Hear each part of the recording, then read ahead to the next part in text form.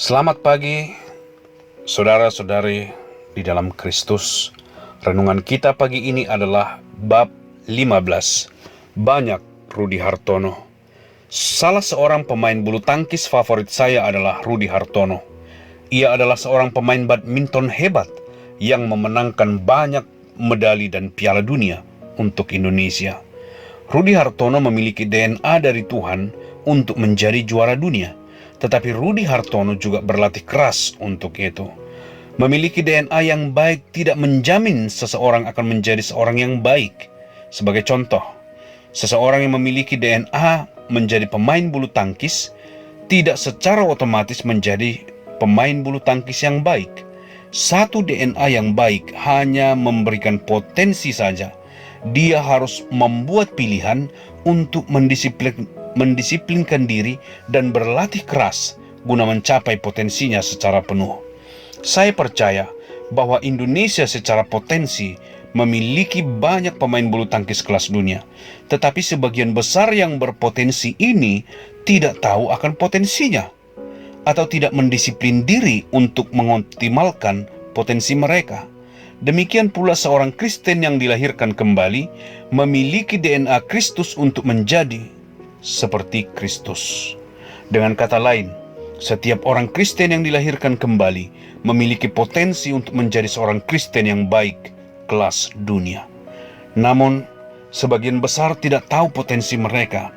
Bagi mereka yang tahu, kebanyakan tidak memilih untuk mengoptimalkan potensi itu.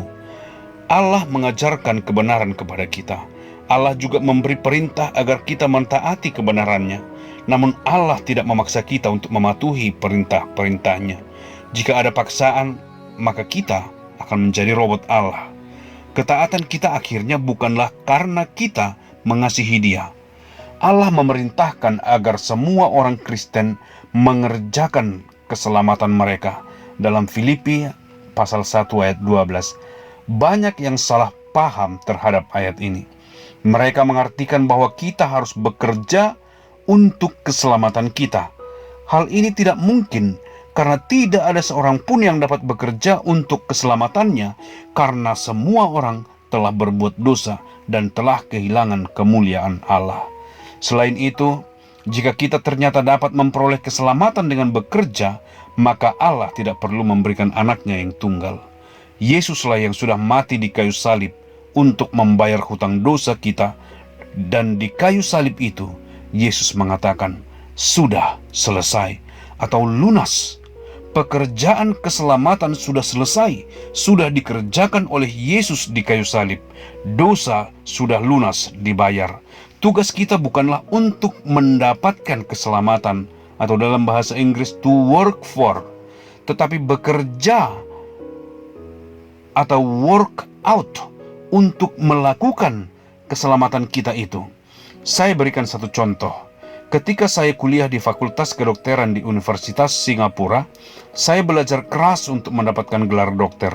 Setelah saya diwisuda dan dilantik menjadi dokter, saya tidak akan pernah kehilangan gelar dokter. Gelar itu sudah saya dapatkan dan itu milik saya. Dengan gelar itu saya mengerjakan, berbuat, dan melakukan tugas saya sebagai dokter. Namun, sejak 20 tahun yang lalu, saya tidak melakukan praktik dokter lagi. Pengetahuan dan pengalaman saya sebagai dokter sudah tidak berguna. Tidak ada seorang pun yang menerima pelayanan pengobatan dari saya. Bahkan sekarang ini, banyak orang yang mengenal saya sebagai pengkhotbah dan bukan seorang dokter, karena saya tidak melakukan atau mengerjakan keterampilan saya sebagai dokter. Banyak orang Kristen yang seperti ini. Yesus telah mengerjakan keselamatan itu bagi mereka dan bahkan tinggal di dalam hati mereka. Namun mereka tidak mengerjakan atau melakukan potensi yang mereka miliki. Mereka tidak memuliakan Allah dalam hidup mereka. Mereka tidak memberkati orang lain. Mereka membuang potensi kehidupan itu.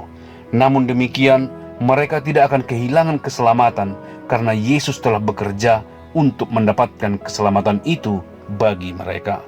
Betapa menyedihkan nanti ketika kita tiba di surga, ternyata kita sesungguhnya dapat menjadi seorang Rudi Hartono kelas dunia secara rohani.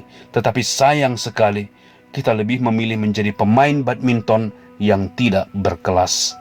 Apakah Anda tahu bahwa Anda memiliki DNA Kristus untuk dapat menjadi indah seperti Yesus Kristus? Setiap orang Kristen yang dilahirkan kembali memiliki potensi untuk menjadi seorang Kristen yang baik kelas dunia. Terima kasih sudah mendengarkan saudaraku. Sampai bertemu esok hari. Tuhan memberkati.